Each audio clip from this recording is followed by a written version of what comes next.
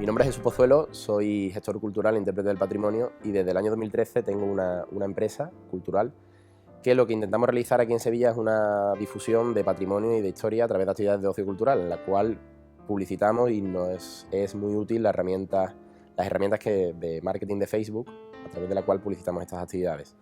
Básicamente lo que desarrollamos son actividades, rutas culturales y visitas en Sevilla. La empresa se llama Hispabilia y nuestra página de Facebook cuenta con más de 20.000 seguidores y lanzamos campañas semanales que nos permiten llegar a una audiencia bastante amplia, una audiencia que ronda entre los 60.000 y 80.000 personas público de audiencia semanal, y además las conversiones, lo que son la medición del grado de rentabilidad de esas campañas, también son muy altas.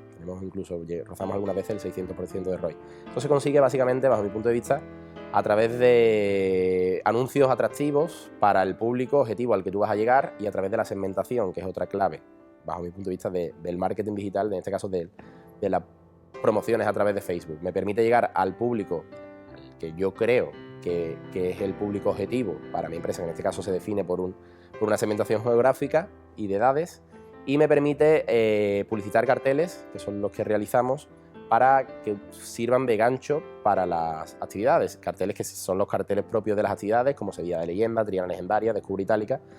Y Facebook, bajo mi punto de vista, es una herramienta como no ha existido hasta ahora, porque es una herramienta que permite al pequeño empresario, a la pyme o al autónomo, llegar a un público muy amplio con una inversión muy baja, porque en realidad no hace falta invertir una millonada para llegar a un público amplio. Si lo usas de forma inteligente, los recursos que te da Facebook te permite segmentar. Eso quiere decir que vas a llegar al público al que te interesa, porque es el público que va a asistir después o te va a comprar, en el caso de que sea una tienda online o un restaurante.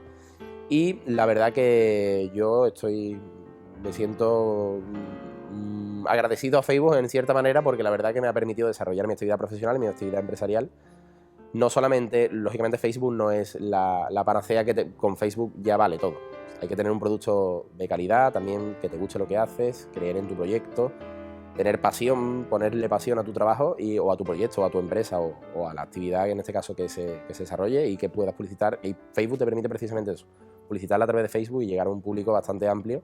Y yo creo que es una herramienta bien usada, es una herramienta clave. Y como digo, que no había existido hasta ahora en la historia.